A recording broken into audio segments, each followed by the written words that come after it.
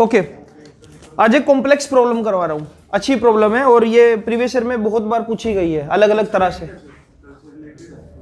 कल से रिलेटेड नहीं है, मतलब इसमें रोटेशनल मोशन भी यूज होगा, काफी कुछ यूज, स्प्रिंग्स भी यूज होंगे। देख लो एक बार फिर। एक हॉरिजॉन्टल रोड है,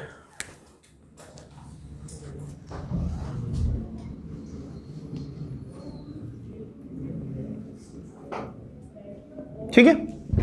इस हॉरिजॉन्टल रोड को हमने यहां पर फिक्स कर दिया, या ऐसा बोल दो कि यहां पर इसको पाइवोट कर दिया ऐसे। इसके इस एंड पर एक स्प्रिंग बांध दिया, ये रिजिड सपोर्ट, ठीक है। और हाँ, सेंटर से, एग्जैक्ट सेंटर से। और इसके इस एंड पर भी हमने स्प्रिंग बांध दिया, ठीक है। इस रोड का जो टोटल मास है वो बेटा कैपिटल एम है। ये वाली लेंथ कितनी है, L/2, और सेंटर से ये वाली लेंथ भी कितनी है, L/2। इतनी सी कहानी है। क्वेश्चन बनाते हैं इसके ऊपर। अब क्या बन सकते हैं?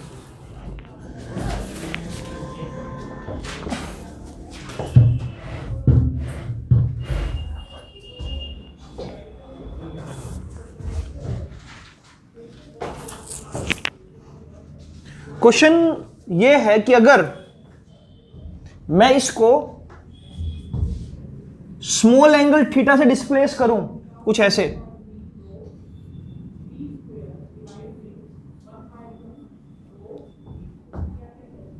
इस वाले स्प्रिंग के अंदर क्या आ जाएगा, स्ट्रेचिंग, और इस वाले के अंदर भी क्या आ जाएगी, स्ट्रेचिंग आ जाएगी। अगर इसको मैं ऐसे घुमा दूं थोड़ा सा, इस वाले के अंदर क्या आ जाएगी, स्ट्रेचिंग, इसके अंदर भी स्ट्रेचिंग, क्योंकि यहां से ये एलोंगेट होगा, यहां से ये एलोंगेट होगा, ऐसे ही कुछ होगा ना। क्वेश्चन ये है कि जब मैं इसको हटाऊंगा तो ये ऑसिलेट करेगा ऐसे। टाइम पीरियड ऑफ ऑसिलेशन बताना है। क्वेश्चन लिखो इंग्लिश में। अब if it is displaced by some angle theta, if stick, या if this length is displaced by some angle theta,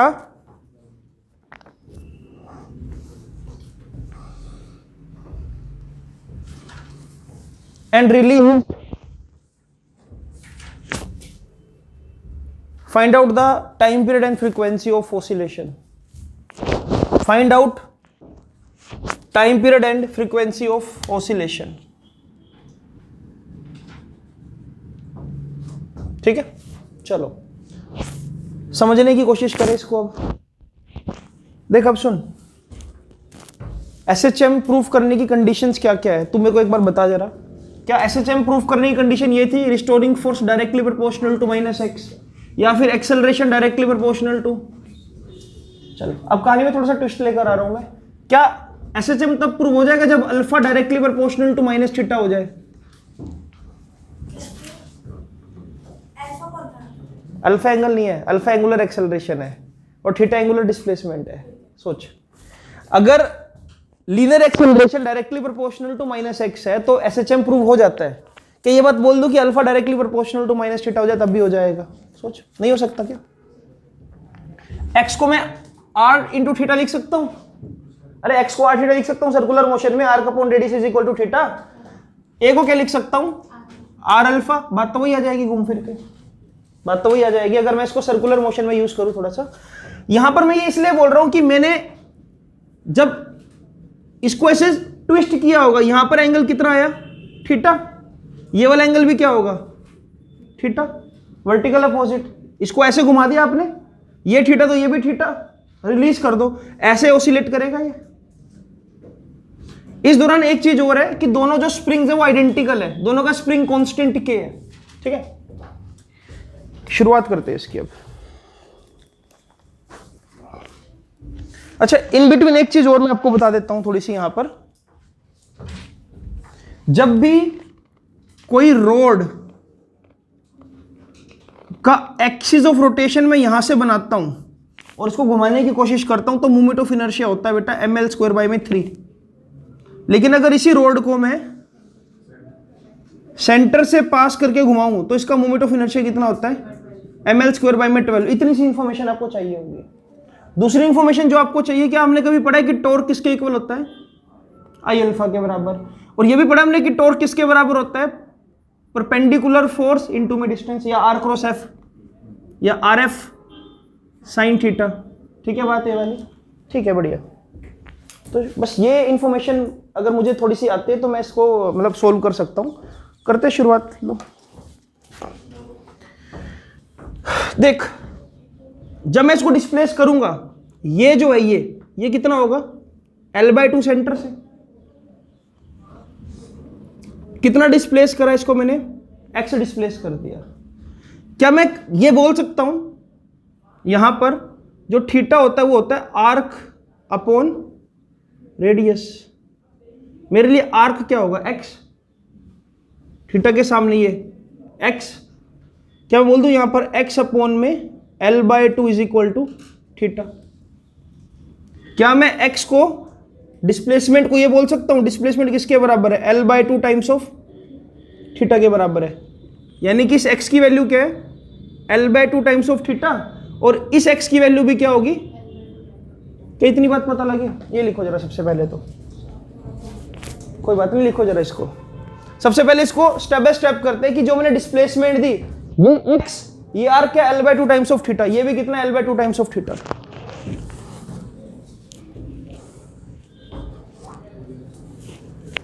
ठीक है, आगे देखते हैं।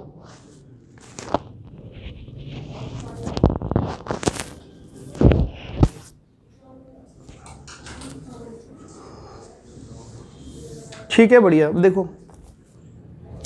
अब आगे देखो,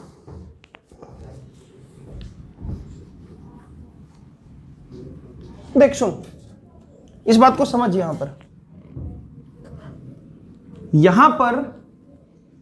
पर फोर्स की बजाय अगर मैं बोलूं कि यहां पर एक टॉर्क पैदा हो रहा है, रिस्टोरिंग फोर्स इनटू में ये देख, यानी कि मैं ये बोलना चाह रहा हूं कि ये L/2 है, इसके परपेंडिकुलर क्या लग रहा होगा? Restoring force in spring.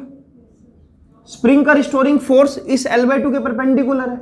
मैं बोल दूं कि यहां पर जो टॉर्क पैदा हो रहा है ना, वो ये हो सकता है रिस्टोरिंग फोर्स। अगर मैं इसको ऐसे डिस्प्लेस कर दूंगा, ऐसी क्या चीज वापस लेकर आएगी? Restoring force.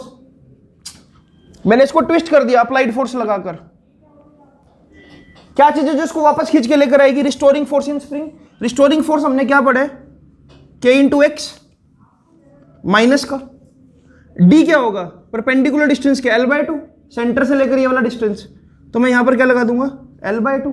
यानी कि यहां पर जो टॉर्क पैदा हो रहा है वो कितना टॉर्क पैदा हो रहा है? -K। x की वैल्यू क्या डिफाइन करी अभी? क्या? क्यों? ये कुछ ऐसे हो ना बेटा, देख टेंजेंशियली देख, अगर तू ऐसे स्प्रिंग जो है ना वो ऐसे एक्चुअल में घूम कर जा रहा है। यहां पर बना मैंने सीधा रखा है, कुछ ऐसे नहीं होगा यहां पर, ये मतलब सॉरी ऐसे, इस तरह से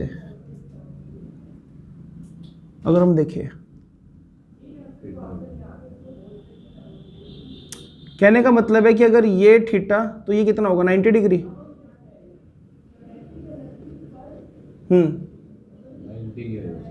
ये तो 90 डिग्री होगा।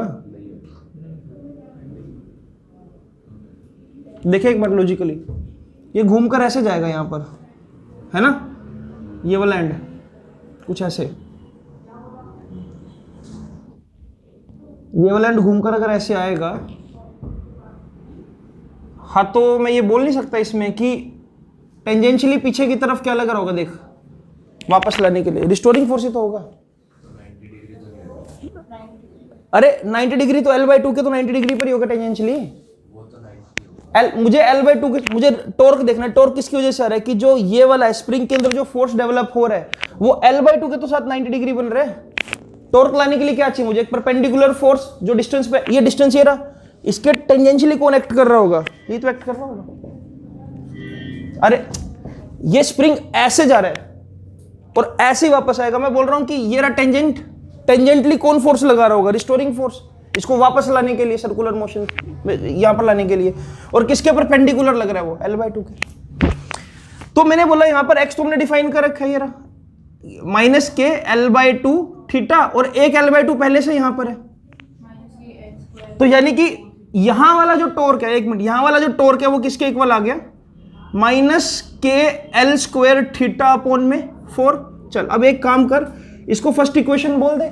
अगर यहां पर टॉर्क लग रहा है जो इस डायरेक्शन में लग रहा है, यानी कि कैसे लग रहा है, एंटी क्लॉकवाइज, ये वाला टॉर्क कैसे लग रहा होगा, एंटी क्लॉकवाइज लग रहा होगा, देख, अरे ये भी एंटी क्लॉकवाइज, ये भी, तो टोटल टॉर्क कितना लग रहा है, नेट टॉर्क माइनस, ये ऐसे, ये भी तो ऐसे जा रहा है, ये ऐसे तो घूम रहा है, देखो rotation, sense of rotation same तो है सर, ये तो ऐसे जा रहा है ना, ये ऐसे जा रहा है और ये भी तो ऐसे ही आ रहा है। नहीं सर ऐसे जाएगा तो कंप्रेस होएगा, स्प्रिंग ओहो ओहो ओहो, रुको रुको रुको, मेरी बात को समझ जरा एक बार, देख, अगर ये ऐसे घूमेगा तो इस सेंस को क्या बोलोगे, क्लॉकवाइज या एंटी क्लॉकवाइज? अच्छा, और इसको क्या बोलोगे, एंटी क्लॉकवाइज बोलोगे। यहां पर क्या हो रहा है, मैंने ऐसे इसको खींचा, सर ये तो ऐसे जा रहा है ना, टॉर्क की डायरेक्शन देखो ना, टॉर्क का मतलब रिस्टोरिंग फोर्स यहां पर कैसे लग रहा है, ऐसे, ये इसको ऐसे घुमाना चाहेगा, ये इसको ऐसे ऊपर की तरफ घुमाना चाहेगा, तो सेम ही तो रोटेशन हुई, सर्कल कंप्लीट नहीं हो रहा क्या? ये एंटी क्लॉकवाइज तब, ये अपोजिट तब होता जब ये भी इधर लग रहा है, ये भी, ये ऐसे, ये ऐसे, तब होता ना एक दूसरे के अपोजिट। यहां पर देखो ना, ये क्या चाहेगा, इन एंड नीचे आ जाए, ये क्या चाहेगा, ऊपर चला जाए, तो क्या हुआ, एंटी क्लॉकवाइज तो हुआ, स्टीयरिंग ऐसे तो सर ये आप डायरेक्शन रिस्टोरिंग फोर्स की, हाँ, मैं टॉर्क की डायरेक्शन की बात कर रहा हूं, तुमको नहीं समझ आया कि क्या हो रहा है यहां पर? अरे यार, ये ऐसे और ये ऐसे, देख, टॉर्क एक दूसरे को खत्म कब करता है, टॉर्क खत्म तब करता है जब मैं यहां पर एक ब्लॉक रख दूं, यहां पर ब्लॉक रख दूं, यहां पर कैसे लग रहा होगा, mg परपेंडिकुलर टू l, ऐसे ऐसे घुमाना चाहेगा, और यहां पर mg परपेंडिकुलर टू l ऐसे घुमाना चाहेगा। मैं बोलूंगा ये क्या है, एंटी क्लॉकवाइज, और ये क्या है, क्लॉकवाइज, ये खत्म कर देगा इफेक्ट और ये बैलेंस हो जाएगा। लेकिन यहां तो घूम रहा है ये, तो नेट टॉर्क क्या होगा, दोनों को ऐड कर दो, तो नेट टॉर्क कितना हो जाएगा, minus k L² theta by 2, उसको 2 से, मतलब 4 है ना, तो 2 से मल्टीप्लाई कर दे, तो टोटल टॉर्क कितना आ रहा है यहां से, minus k L² theta by 4। चल जी, बहुत बढ़िया। अब मुझे ये प्रूफ करना है कि ऐसे, ओहो चलो ठीक है, अब मुझे ये प्रूफ करना है कि यार ये SHM है कि नहीं है। अभी मैंने बताया कि alpha directly proportional to minus theta हो जाए तो मेरी बात सफल हो जाएगी। और देख, टॉर्क को क्या लिख सकते हैं हम, तो यहां पर क्या आ जाएगा, I alpha equals to minus k L² bye में 2 थीटा। आई की वैल्यू क्या होगी इस सेंस ऑफ रोटेशन के लिए, ml² बाय में 12। अरे मोमेंट ऑफ इनर्शिया को क्या लगाऊंगा, देख, ml² बाय में 12, और यहां पर क्या, alpha equals to minus k L² bye में 2, और यहां पर क्या है, थीटा।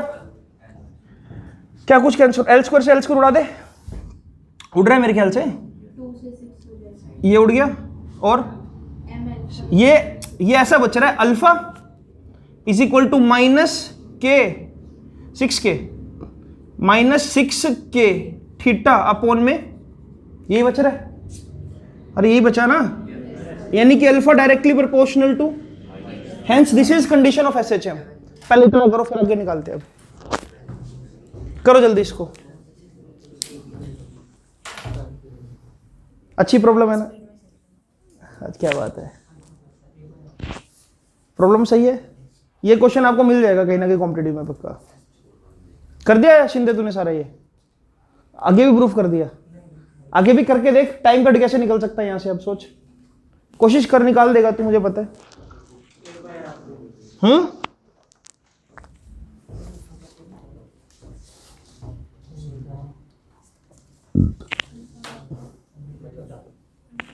ओमेगा स्क्वायर थीटा होगा,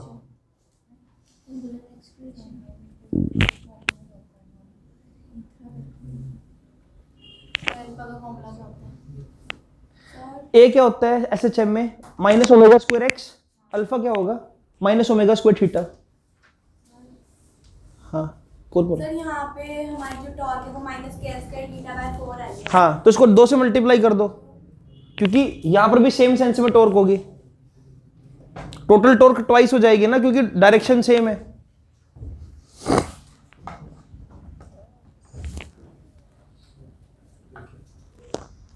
ऐड करके दिखाऊं क्या? अगर कहते हो तो ऐड करोगे तो दोनों को प्लस का साइन आएगा, लेकिन वो माइनस होगा तो माइनस माइनस प्लस, तो वही घूम फिर के आ जाएगा दोबारा।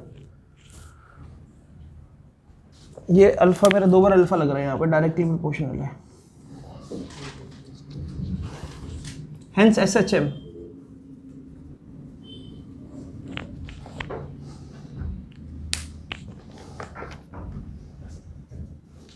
करो ये जल्दी, फिर आगे और क्वेश्चन देखते हैं। एक आपको आज रिड्यूस मास का कंसेप्ट भी सिखाता हूँ।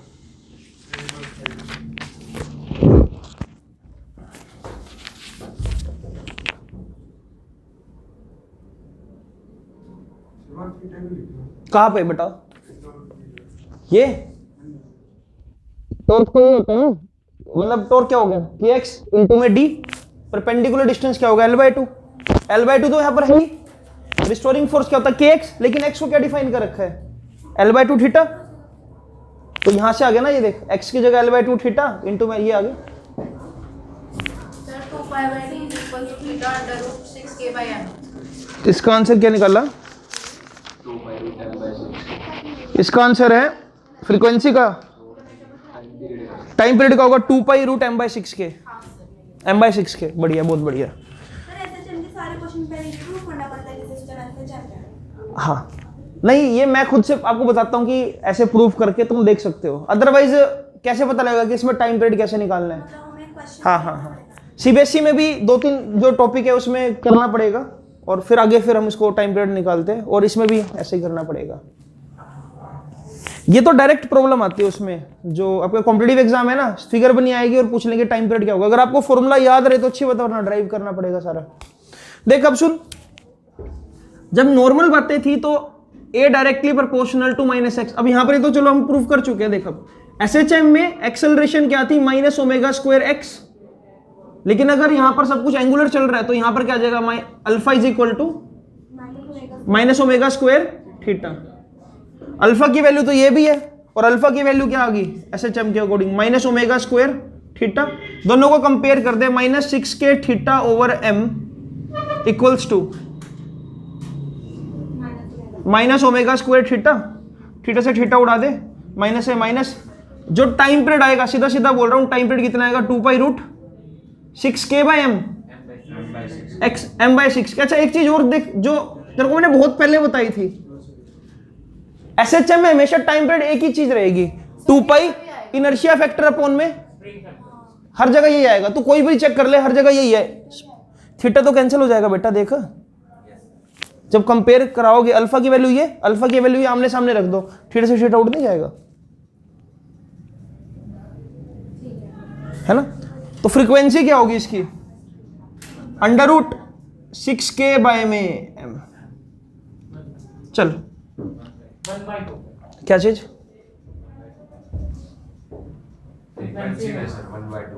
रुक, अब इसकी मैं और कोई पॉसिबिलिटी सोचता हूँ कि तुम्हारे लिए और क्या इसमें बना सकते हैं।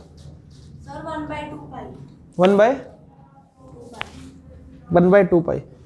चल, अगर तूने रोटेशनल मोशन मुझसे पढ़ रखा है ना, लिसन सुन, इसको थोड़ा और बढ़िया बनाऊं क्वेश्चन को, इसको थोड़ा और ट्रिकी बनाऊं क्वेश्चन को। देख अब सर यहाँ पे जो फ्रीक्वेंसी है उसमें 1/2π आएगा। ठीक है, इस क्वेश्चन को और ट्रिकी बनाए। अब अगर मैं तेरे को ये क्वेश्चन कुछ ऐसे बना कर दे दूं, रब कर रहा हूं यहां से थोड़ा सा मैं, सेम एक रोड ऐसे ही, ठीक है, इस बार मैंने उसको हिंज करा L/4 यहां से और 3L/4 यहां से, यहां पर भी स्प्रिंग लगा दिया, यहां पर भी स्प्रिंग लगा दिया। अब बता कैसे करेगा इसको, आइडेंटिकल स्प्रिंग है। फिर यहाँ पे इसको अंदर कॉम्बिनेशन निकालते तेरे को ना यहाँ पर मेरा एक एक्सप्रेशन याद तेरे को मैं दिलाता हूं, मैंने जब तेरे को पैरेलल एक्सिस थ्योरम सिखाई थी, मैं तेरे को ये बता रहा हूं कि जब तक ये सेंटर में थी बात, तब तक क्या था, ये ml²/m 12, सेंटर से मैंने इसको कितना खिसका दिया, यहां पर L/4 खिसका दिया ना सेंटर से इधर। अब इसके अबाउट ये घूमेगा, अब इसके अबाउट घूमेगा ना ये, तो अगर मैं सेंटर से L/4 इधर शिफ्ट कर दूं तो यहां का मोमेंट ऑफ इनर्शिया क्या होगा, ml²/m 12 plus ml²/m 16। Mass into में डिस्टेंस का स्क्वायर, सेंटर से जो डिस्टेंस होता है। पैरेलल एक्सिस थ्योरम लगाइए, तो यहां के लिए मोमेंट ऑफ इनर्शिया अलग हो गया और यहां के लिए अलग हो गया। ठीक है, तो कॉम्प्लेक्स प्रॉब्लम में ये आ सकते हैं, जेईई मेंस और एडवांस में। अगर मैं बात करूं नीट वगैरह में तो ये भी मुश्किल से ही पूछा जाएगा, लेकिन हाँ अगर इसको मिडल से हिंज ना करके कहीं से भी हिंज कर दो अपने को, फिर रोटेशनल मोशन वाले यहाँ पर कंसेप्ट लगाना पड़ेगा। आगे चले से थोड़ा सा, चलो अब एक और कंसेप्ट सिखाता हूं। आया समझ? क्वेश्चन, एक स्प्रिंग ब्लॉक सिस्टम बनाओ, दो ब्लॉक को स्प्रिंग से अटैच कर दो, दो ब्लॉक को स्प्रिंग से अटैच कर दो। इसका नाम क्या है? इसका नाम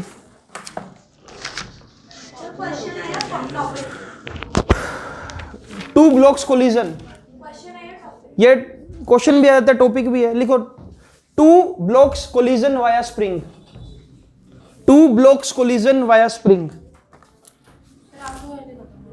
खत्म तो कब का हो चुका है, मैं तो बस टाइम पास कर रहा हूं एक्स्ट्रा क्वेश्चन करा कर। मैंने ये बोला था कि मैं एसएचएम में कोशिश करूंगा कि मैक्सिमम से मैक्सिमम सारी चीजें कवर करा दूं। हाँ आ सकता है, ये वाला नहीं, रिड्यूस मास वाला नहीं होगा, पर फिर भी आइडिया हो जाएगा, थोड़ा सा आना तो चाहिए। Two blocks collision via spring, via spring, via नहीं वाया।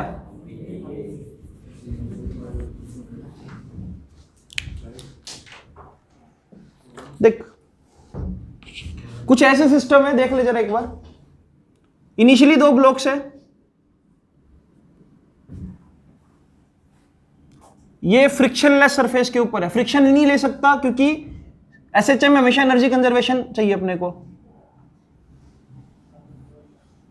ठीक है, इनको हमने क्या किया, सेंटर ऑफ मास से सेंटर ऑफ मास पे स्प्रिंग अटैच कर दिया। ठीक है, इक्विलिब्रियम पोजीशन है, कुछ भी नहीं, अनडिस्टर्ब सिस्टम। मैं बोल देता हूं कि ये जो है ना, ये लाइन, ये इनकी मीन पोजीशन है। ठीक है, x is equal to 0 and x is equal to 0। Blocks identical ले या चलो अनआइडेंटिकल ले लेते हैं, बाद में केस बना देंगे। ये ब्लॉक है मास m1 का और ये क्या है m2 का, अनआइडेंटिकल ब्लॉक्स। क्या हुआ कि इसको हमने स्ट्रेच किया इधर और इसको भी स्ट्रेच किया इधर, अप्लाइड फोर्स लगाकर। ऐसा करने से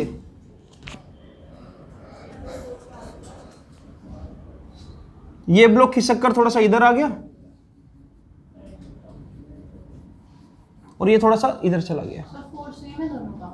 नहीं अभी बताता हूं वो कहानी भी, रुक जाओ भी एक मिनट। स्प्रिंग तो सेम ही है ना, पूरा स्प्रिंग तो पूरा सेम ही है, तो रिस्टोरिंग फोर्स भी सेम होगा। पीछे की तरफ लगने वाला कितना, पीछे की तरफ नहीं, ब्लॉक को ऐसे खींच रहा हूं तो इधर की तरफ लगने वाला रिस्टोरिंग फोर्स क्या होगा, kx, और यहां पर भी क्या होगा, kx होगा। लेकिन इसके अंदर जो स्ट्रेचिंग आएगी वो क्या आएगी, x1 आएगी, और इसके अंदर स्ट्रेचिंग क्या आएगी, x2 आएगी। रिस्टोरिंग फोर्स सेम है लेकिन स्ट्रेचिंग अलग अलग है।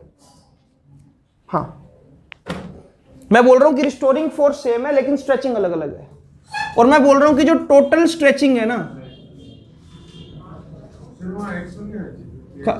x1 x2 नहीं,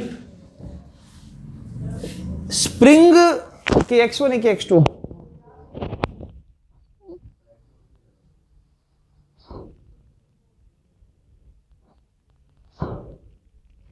नहीं सेम आएगा।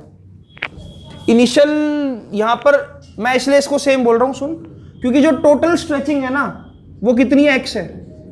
यानी कि ये जो मैं k डिफाइन करूंगा मैं यहां पर, ये पूरे स्प्रिंग के लिए डिफाइन करूंगा, और जो स्ट्रेचिंग x लूंगा पूरे स्प्रिंग के लिए लूंगा। अगर मैं ऐसे खींच रहा हूं, टोटल डिस्प्लेसमेंट कितनी हो रही है स्प्रिंग के अंदर, x हो रही है, तो मैं ये नहीं बोलूंगा कि यहां पर kx1 और यहां पर kx2 है। रिस्टोरिंग फोर्स तो सेम तरह का डेवलप होगा, रिस्टोरिंग फोर्स सेम तरह का डेवलप होगा, क्योंकि जो टोटल स्ट्रेचिंग है वो x है। ऐसा नहीं लिखूंगा कि x1, क्योंकि मैं ये बोलूंगा कि इसको बेशक x1 डिस्प्लेस कर दे, उसको x2, लेकिन रिस्टोरिंग फोर्स क्या रहेगा आपका, दोनों साइड के x रहेगा। और रिस्टोरिंग फोर्स की डायरेक्शन क्या होगी, इसको इधर खींचूंगा तो अंदर, हाँ ठीक है, रिस्टोरिंग फोर्स की डायरेक्शन ऐसे होगी। ये मैं इसलिए भी तेरे को बता रहा हूं क्योंकि यहां से सेंटर ऑफ मास कभी भी शिफ्ट नहीं होने वाला, क्योंकि रिस्टोरिंग फोर्स एक दूसरे को क्या कर रहा है, कैंसिल, बैलेंस कर रहा है ना। अब सुन, अगर ये बैलेंस ना कर रहा होता तो सेंटर ऑफ मास शिफ्ट हो जाता। सोच, अगर ये kx और ये kx एक दूसरे के इक्वल एंड अपोजिट ना होते तो सेंटर ऑफ मास वहां पर रहने की बजाय कहीं और चला जाता, क्योंकि रिस्टोरिंग फोर्स ये आई कैप में लग रहा है और ये वाला माइनस आई कैप में लग रहा है, और मुझे कंसेप्ट पता है कि internal force can never change the position of centre of mass, तभी इन दोनों को बराबर तो हमेशा होना ही पड़ेगा, इसलिए मैंने यहां पर kx लिखा है। अब आया समझ कंसेप्ट।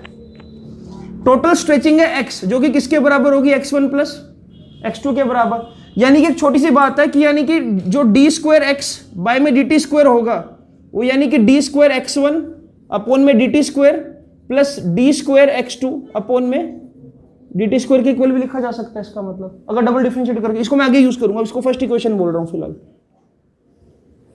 इतना करो जरा। दोनों का अप्लाइड फोर्स सेम है।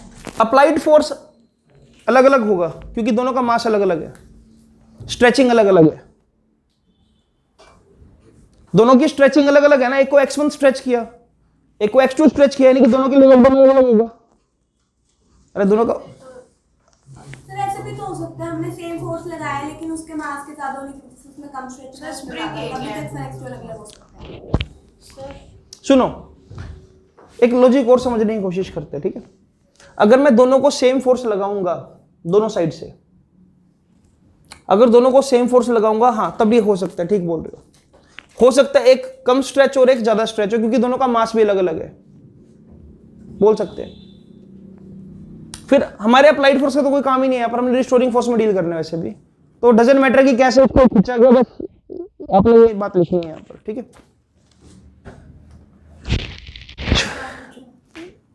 सर अगर मान लो अप्लाइड फोर्स और ये के सेम है क्योंकि एक ही स्प्रिंग है, तो x अलग अलग आएगा ना, मास अलग अलग है, इनर्शिया दोनों का अलग अलग होगा। x अलग अलग हाँ, x1 अलग अलग ही लिया है हमने। क्योंकि x अभी तो एक कहानी समझाई है कि जो हम रिस्टोरिंग फोर्स लेते हैं वो पूरे स्प्रिंग कांस्टेंट यूनिट में टोटल स्ट्रेचिंग के लिए लेते हैं। टोटल स्ट्रेचिंग कितनी है, जो किसके बराबर है, हमें पूरे हाँ, रिस्टोरिंग फोर्स क्या, total restoring force develop in the spring. अगर ये दोनों इक्वल एंड अपोजिट ना हो तो सेंटर ऑफ मास शिफ्ट नहीं हो जाएगा इधर कहीं पर। हम बोलते हैं ना इंटरनल फोर्स एक दूसरे को हमेशा कैंसिल करते हैं, यहां से kx और यहां से माइनस kx, तभी तो सेंटर ऑफ मास की लोकेशन वही रहेगी जहां पर वो पहले से है। अब सुन आगे, अगर मैं इसको यहां पर ले जा, एक ब्लॉक के लिए सोच, अगर इसको मैं यहां पर ले जाकर छोड़ दूं, हम ना यहां पर एक्चुअल में ये पढ़ने वाले कि मैंने ऐसे खींचा और छोड़ दिया, ये ऐसे ऑसिलेट करते रहेंगे, और ये ऑसिलेशन इसलिए चलती रहेगी क्योंकि नीचे फ्रिक्शन नहीं है, इसलिए कभी भी इनका एम्पलीट्यूड चेंज नहीं होगा। नीचे फ्रिक्शन होगा तो एक टाइम बाद क्या रुक जाएंगे। कहानी समझ आई भाई, मैंने खींचा छोड़ दिया, ऑसिलेट हो रहा है ऐसे। सर कभी रुकेंगे नहीं, अगर फ्रिक्शन ऐसे तो कभी भी नहीं रुकेंगे, अनंत काल तक कभी भी नहीं रुकेंगे। हवा में है, हवा में कहा है, सरफेस के ऊपर है, मान लो हवा में है। सरफेस के ऊपर है। चलो एक बात बताओ, मैंने एक बॉल को ड्रॉप किया, हमेशा जो कोलिजन है वो परफेक्टली इलास्टिक है, वो बॉल कितने ड्रॉप के बाद रुकेगी, कभी भी नहीं रुकेगी। हमने पढ़ा नहीं था कुछ ऐसा कि e⁻n टाइम्स ऑफ h, ऐसा कुछ कि हाइट आफ्टर nth कोलिजन। हाँ, hn हमेशा किसके बराबर, नहीं सीबीएसई में नहीं आएगा, hn हमेशा h के बराबर रहेगा। 1 करोड़ पुट कर दो यहां पर, e1 e की पहली वैल्यू 1 करोड़ h, ठीक है। सपोज करो विधि ने डिसाइड किया कि बॉल को तब तक ऑब्जर्व करेगी जब तक वो कोलाइड हो रही है, इसको कमरे में बंद कर दिया, जब मैं 15-20 जन्म लेकर वापस आऊंगा तभी भी वो बॉल बाउंस कर रही होगी, ठीक है। अब सुन मेन जो बात, चलो इधर देखो जरा सामने, अगर मैं यहां पर देखूं ये मास m1, ऐसी क्या चीज है जो इसके अंदर एक्सेलरेशन लेकर आएगी, रिस्टोरिंग फोर्स ना, तो क्या मैं ये लिख दूं 4 मास m1, जो m1 a1 है वो किसके बराबर आ जाएगा, kx के बराबर। देखा जाए लॉजिकली तो माइनस kx के बराबर, kx इसको एक्सेलरेट कर सकते हैं, तो यहां से a1 किसके इक्वल आ रहा है, minus k by m1 times of x, क्या इसके लिए SHM प्रूव हो गया? बॉल 2 को भी देख लो, मतलब ब्लॉक 2 को भी देख लो, इसको अंदर की तरफ कौन खींच सकता है? -M2A2 is equal to M2A2 is equal to -KX। तो मैं बोल दूं यहां पर A2 क्या आ जाएगा? -K/M2 times of x। यानी कि ये भी दोनों के अंदर क्या हो रहा है? दोनों के लिए मैंने क्या एक्सेलरेशन को x के साथ इक्वेट करा दी। अगला स्टेप करें। अब यहां पर ना एक चीज और, मैं एक चीज लिख रहा हूं यहां पर, देख यहां पर क्या लिख रहा हूं मैं, ये प्रूफ कर देना। देख a1 को क्या लिखा जा सकता है? d2x1/dt2 is equal to -k/m1 times of x। d2x1/dt2 is equal to -k/m1/x। यहां पर क्या लिख सकता हूं मैं? d2x2/dt2 इक्वल्स टू -k/m2 और ये x। ठीक है, बढ़िया।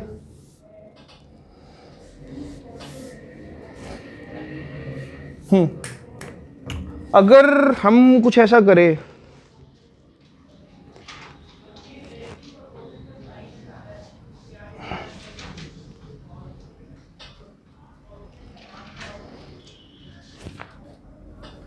अगर मैं वैल्यू को यहां डाल दूं,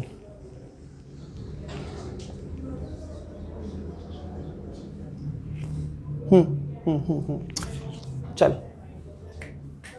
एक बार इतना करो जरा, फिर देखते हैं आगे इसको। SHM तो प्रूफ कर दिया ना, टाइम पीरियड निकालना है अपने को, ठीक है।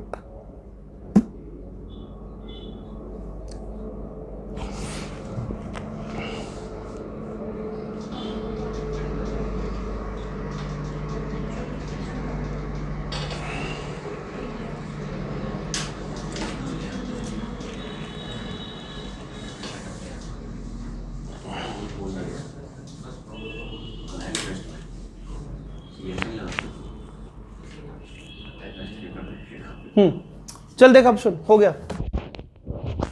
देख एक बात समझ, ये जो इक्वेशन है ना, इस इक्वेशन में क्या बात लिखी हुई है, पहले इसको पढ़ते हैं। d2x/dt2 को लिख दिया मैंने ऐसे ही, ठीक है। d2/dt, इसकी वैल्यू क्या देख, इसकी value -k/m1 times of x। इसको क्या मैं टोटल एक्सेलरेशन बोल दूं तो गलत नहीं होगा ना? ओवरऑल एक्सेलरेशन d2x/dt2, ठीक है। इसकी वैल्यू क्या आ रही है? -k/m2 times of x। Minus common ले लूं अगर मैं, kx बाहर आ जाएगा, अंदर क्या बचेगा? 1/m1 + 1/m2। क्या ओवरऑल एक्सेलरेशन भी डायरेक्टली प्रोपोर्शनल टू -x आ रही है? ओवरऑल एक्सेलरेशन भी देख d2 तो मैं बोल रहा हूं यहां पर जो एक्सेलरेशन है, नेट एक्सेलरेशन, वो क्या आ रही है? -kx। इस फैक्टर को मैं यहां लिख देता हूं म्यू, मतलब ऐसा बोल देता हूं मैं कि जो 1/m1 + 1/m2 है वो किसके बराबर है? 1/μ के बराबर है, 1/μ के बराबर। अगर एक्सेलरेशन ये आ रही है, लेकिन SHM में एक्सेलरेशन का फॉर्मूला क्या होता है? -ω²x। कंपेयर कर दूं तो कंपेयर करके क्या आएगा? ω² इक्वल्स टू k/μ। इसको क्या लिख सकता हूं मैं? ω इज इक्वल टू रूट, यहां ऊपर लिख देता हूं। अपने को ये मिल गया ना कि -kx/μ किसके बराबर है? -ω² x के बराबर। x से x उड़ा दे, माइनस से माइनस उड़ा दे, ओमेगा किसके इक्वल आ जाएगा? Root k/μ। तो 2π/t equals to root k/μ। t is equal to 2π μ/k। क्या μ/k यही हो गया ना? देख, इनर्शिया फैक्टर अपॉन में स्प्रिंग फैक्टर। म्यू का मतलब क्या है? म्यू का मतलब ये है ना 1/m1 + 1/m2 अपॉन में के, जिसको मैं क्या लिख सकता हूं? 2π रूट m1 + m2 अपॉन में m1 m2 अपॉन में के। अगर ब्लॉक्स आइडेंटिकल हो जाए फिर 2π अपॉन में, ब्लॉक्स आइडेंटिकल हो जाए तो क्या होगा? 2m अपॉन में m² अपॉन में के 2 पाई कितना आ जाएगा? 2/mk हाँ 2m है, हाँ 2m बाय के, हाँ सॉरी क्या चीज, हाँ तो 1/m हो गया ना इनर्शिया फैक्टर। अब 1/m हो गया इनर्शिया फैक्टर बेटा इस केस में 2/m के, अगर ब्लॉक्स आइडेंटिकल हो तो। ठीक है, बना लो यार इसको।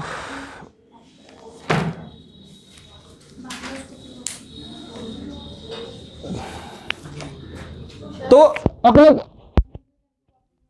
1/m1 प्लस 1/m2 को, इस टर्म को मैंने डिफाइन कर दिया कि ये 1/μ के बराबर है। मासेस इन सीरीज है, ये रूल नहीं है, ये जस्ट मैंने एक टर्म डिफाइन कर दी। यहां पर कोई रूल नहीं है ऐसा। मैंने बोला अच्छा एक चीज और, इस म्यू को ना रिड्यूस मास बोलते हैं। बताऊं कैसे? इस सिस्टम का टोटल मास था m1 प्लस m2, लेकिन जब मैंने स्प्रिंग के साथ कनेक्ट किया तो क्या आ रही है 1/m1 प्लस 1/, मतलब मास, जो मास का इफेक्ट है वो रिड्यूस हो गया इस पूरे स्प्रिंग ब्लॉक में, इसलिए इसको मैं रिड्यूस मास बोल रहा हूं यहां पर। ठीक है, म्यू की एक मतलब म्यू का एक टेक्निकल नेम है reduce mass. Spring block system में जो मास अगर टोटल 50 kg था तो वो कितना रह जाएगा? 2/50, मतलब कम, बहुत कम हो जाएगा। तो ये भी एक अच्छा क्वेश्चन था, ये भी एक अच्छी कॉम्पिटिटिव प्रॉब्लम थी कि भाई दो स्प्रिंग को खींचा, ओसिलेट करेंगे, बताओ किस टाइम पीरियड से ओसिलेट करेंगे, वो ये टाइम पीरियड है। अब कहानी में कुछ भी मिल सकता है, ये 10 kg, ये 15 kg, ये 15 kg, ये 50 kg, तो कर लेंगे, क्या दिक्कत है? अगर आइडेंटिकल है तो भी कर लेंगे। कुछ और प्रॉब्लम देखते हैं। हाँ लिखो लिखो, कोई नहीं, आराम से लिखो। अच्छा कल वो वाला क्वेश्चन देखा था वर्तेश, पेंडुलम और लिक्विड वाला? लिक्विड डाल दिया पेंडुलम बॉब में है। अच्छा हाँ, वो तो मैंने कल भी क्लास में ऐसे भी डिस्कस कर लिया था। चलो कोई नहीं।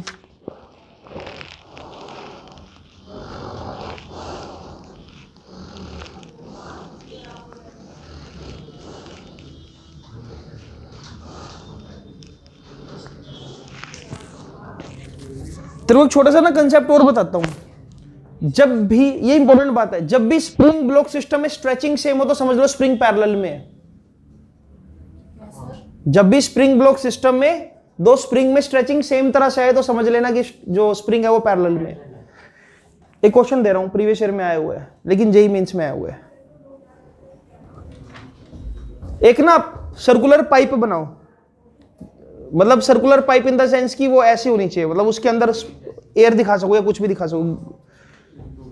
यार तुम दो कंसेंट्रिक अफेयर बना दो, तुम दो कंसेंट्रिक अफेयर बना दो, ठीक है?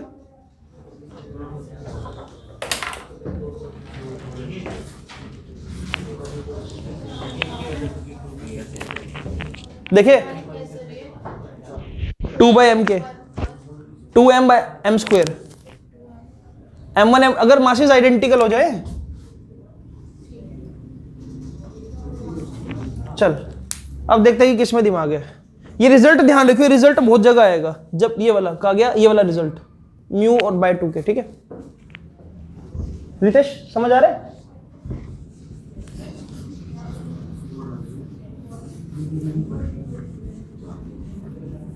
तो अब 2-3 महीने अपने स्कूल में जाइयो, जब मैडम +1 का वेक्टर पढ़ा रही होगी तो मैडम से क्वेश्चन पूछिए फिर तू। अब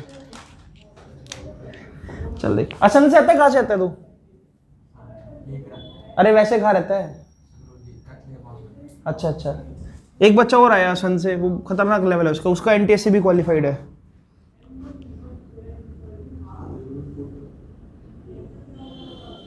देख अब सुन, क्वेश्चन क्या है? हाँ नहीं नहीं, वो बच्चा वैसे आकाश में पढ़ता है, लेवल बहुत हाई है। उसने ये लगा लिया कि 2 दिन में पूरा, मतलब वेक्टर्स के जो मेरे पास बेस्ट पॉसिबल क्वेश्चन थे सारे के सारे, अगर मैं इसको 10 क्वेश्चन कराता हूं तो वो शायद 9 क्वेश्चन बिल्कुल इजीली कर देता है, हर एक कंसेप्ट। मिलवाऊंगा बड़ी जल्दी उस बच्चे से, 4 से 5 में आता है मेरे पास, अकेला पढ़ता है। और अब सुन, क्वेश्चन कुछ ऐसे है, फ्रिक्शनलेस पाइप है, अंदर से एक ब्लॉक रखा है यहां पर जिसका मास है m, स्प्रिंग अटैच कर दिया इसके साथ, एक ब्लॉक है ये जिसका मास है m, आइडेंटिकल ब्लॉक ले लिया मैंने, यहां पर स्प्रिंग अटैच कर दिया। ठीक है, इसका स्प्रिंग कांस्टेंट 2k, इसका स्प्रिंग कांस्टेंट 2k।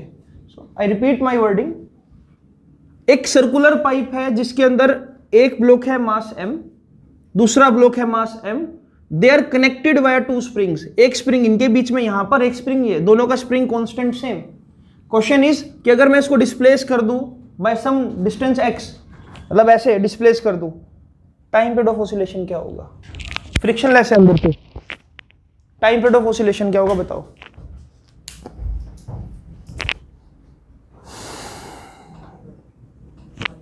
पांच सेकंड का क्वेश्चन है सिर्फ ये, फॉर्मूले डायरेक्ट फॉर्मूला लगाना है।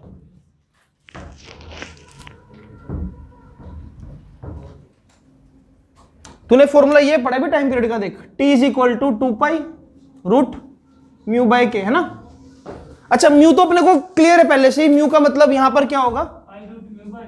m/2 होगा, म्यू का मतलब यहां, सॉरी 2/m होगा म्यू का मतलब, है ना, क्योंकि आइडेंटिकल ब्लॉक है। लेट मी चेक, हाँ m/2 होगा, m/2 है। ये गलत रिजल्ट, गलत कर दिया हमने। देखिए एक बार रिजल्ट कैसे, ये वाला गलत कैसे रिजल्ट देख, 1/m1 plus 1/m2 is equal to 1/mu। अगर दोनों मास आइडेंटिकल हो जाए तो ये क्या आना था? 2/m is equal to 1/mu। तो म्यू की वैल्यू क्या आनी थी? m/2। हमने क्या लिया इसको, इस म्यू की जगह m/2 आना था यहां पर, ठीक। देखते सुन, अब ना यहां पर एक बार इस क्वेश्चन को ध्यान से देख, तेरे को म्यू तो पता लग गया कि म्यू क्या लेना है केस में, यानी कि तेरे को इतना आंसर तो क्लियर है। अगर देखे तू कि यहां पर m/2 तो आना ही आना है। अब बात करते हैं k की। अगर मैं इन दोनों को स्ट्रेच करूंगा, क्या जितना ये स्ट्रेच होगा उतना ये कंप्रेस होगा? क्या दोनों के लिए स्ट्रेचिंग और कंप्रेसिंग सेम है एक तरह से देखा जाए? इन स्प्रिंग्स को क्या कंसीडर किया जाएगा? पैरेलल में। अगर स्प्रिंग्स पैरेलल में होते हैं तो इक्विवेलेंट स्प्रिंग कांस्टेंट क्या होता है? k1 plus k2। अगर पैरेलल में स्प्रिंग तो यानी कि क्या हो जाएगा? ये 2k plus net spring constant क्या आ जाएगा? यहां पर क्या आएगा? 2 पाई m/2, k की जगह क्या आ जाएगा? 4k, यानी कि नीचे क्या आ जाएगा? 8k। This will be time period, ठीक है, this will be time period. चलो थोड़ा सा कहानी में ट्विस्ट लेकर आऊं, और बनाओ फिर एक और कहानी में ट्विस्ट लेकर आता हूं आपके लिए। वो वाला भी गलत है, ऊपर वाला टाइम हैं? उसके ऊपर वाला टाइम पीरियड भी गलत है। क्यों? 2/m1 प्लस m2 आएगा है 1 बाय, जहाँ पे अभी आपने करेक्ट करा ना टाइम पीरियड, हाँ इसके ऊपर वाला भी गलत है। ये, हाँ आप सिर्फ इसको अभी ऐसे याद रखो म्यू, और म्यू को ऐसे सोल्व कर लेना, ठीक है? इतना रिजल्ट याद रखो, ये यहां से बस आपने सारी कहानी शुरू करनी है। लेकिन हम क्वेश्चन में एक ट्विस्ट लेकर आता हूं। देख, अब मैं ऐसा क्वेश्चन बनाऊंगा, कमजोर दिल का आदमी अगर इसने कंसेप्ट नहीं पढ़ रखा तो वो वहीं गिव अप कर देगा, लेकिन तेरे को क्योंकि अगर कंसेप्ट आता है तो गिव अप नहीं करेगा कभी। देख, तेरे को बना देंगे ऐसे कि एक पाइप दे दिया, ठीक है? अब देख, इस पाइप में क्या करूंगा, एक ब्लॉक यहां लगा दिया, एक स्प्रिंग यहां लगा दिया, एक ब्लॉक यहां लगा दिया, एक स्प्रिंग यहां लगा दिया, एक ब्लॉक यहां, स्प्रिंग यहां, एक ब्लॉक यहां, स्प्रिंग यहां। ले जी, कितने ब्लॉक हो गए? 4। चाहे इसके अंदर 10 ब्लॉक कनेक्ट कर दो, मुझे कंसेप्ट आता है। इसका जो स्प्रिंग कांस्टेंट है वो है के, मान ली इसका 2k है, इसका 3k है, इसका 4k है, ये मास 1 kg, ये 2 kg, ये 3 kg, ये 4 kg। अगर मैं किसी को भी डिस्प्लेस करूं तो सारों पे इफेक्ट पड़ेगा सेम अमाउंट से। बता टाइम पीरियड ऑफ ऑसिलेशन क्या होगा?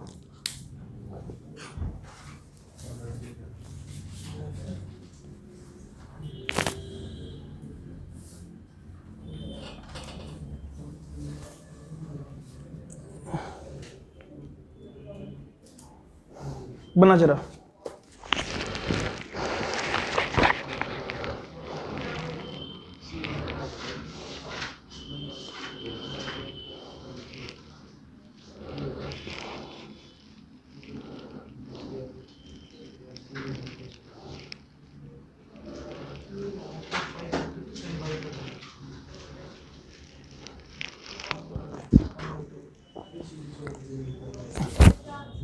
पता नहीं, निकालना पड़ेगा आंसर तो।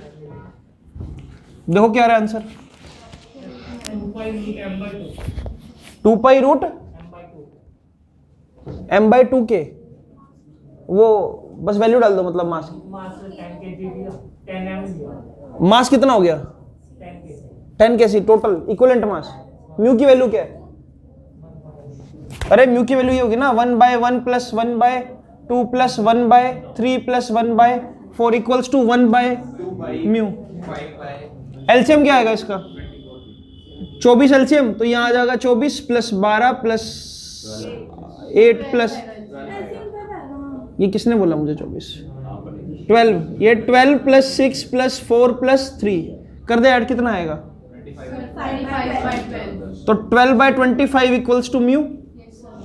और के कितना आएगा स्प्रिंग सीरीज में पैरेलल में सारे के सारे 4 और 4 8 और 2 10, तो 12/25 म्यू की वैल्यू अपॉन में स्प्रिंग कांस्टेंट कितना आ गया।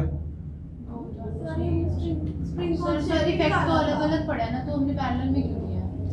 पैरेलल अगर मैं इसको कंप्रेस करूंगा, ये स्ट्रेच कितना होगा सेम अमाउंट से, ये सेम अमाउंट से, ये आगे कितना जाएगा सेम अमाउंट से, ये आगे कितना जाएगा सेम अमाउंट से, ये तो अलग-अलग है। तो है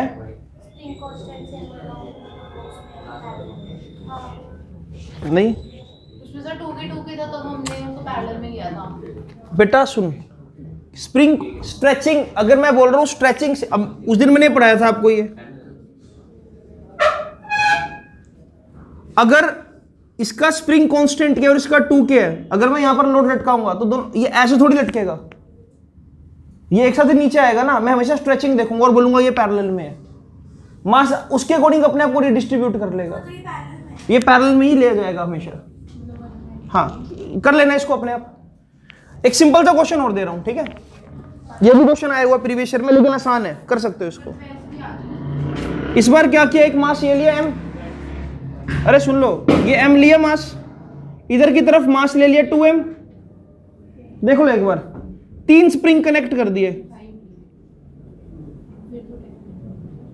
3 स्प्रिंग कनेक्ट कर दिए, k और k कांस्टेंट के। टाइम पीरियड ऑफ ऑसिलेशन बताओ, m और 2m है, 3 स्प्रिंग कनेक्ट करे,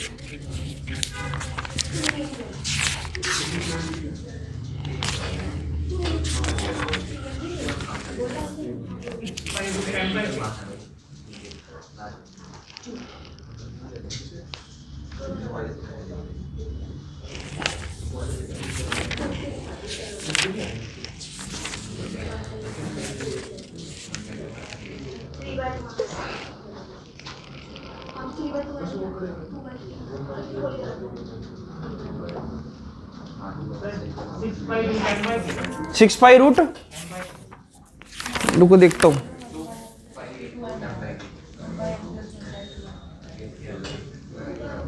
टू पाई रूट 2m/9 के, 2 पाई रूट 2m/9 के। देखो यार 2 पाई रूट 2m/9 के, यानी कि रिड्यूस मास जो आएगा वो 2m/9 आएगा, हाँ 2m/3 आएगा। ये तो पता लग गया, ये तो सीधा सीधा 3K है। रिड्यूस मास कितना आएगा, अरे 1/μ is equal to 1/m + 1/2m। ये सॉल्व करके कितना आएगा म्यू की वैल्यू 2/3 टाइम्स ऑफ m, ठीक है। यानी कि टोटल मास था 3m, लेकिन इस ब्लॉक में इस मतलब इस सिस्टम में कितना काउंट हो रहा है, ये 2/3 कितने परसेंट डिक्रीज हो गया, यानी कि 0.75, और ये कितना 3, मतलब इसलिए इसको रिड्यूस मास बोलते हैं कि ऐसा करने से मास जो है वो 100% काम नहीं कर पा रहा है यहां पर, ठीक है। मेरे ख्याल से बहुत है स्प्रिंग ब्लॉक ऐसे। कल देख लेंगे, कल मन करा तो कंसेप्ट करा दूंगा आगे, देख लूंगा कि कुछ रह ना गया हो। अदरवाइज फिर हम एक कल शीट सोल्व कर लेंगे और फिर इसी वीक इसका टेस्ट रख लेंगे एसएचएम का असाइनमेंट।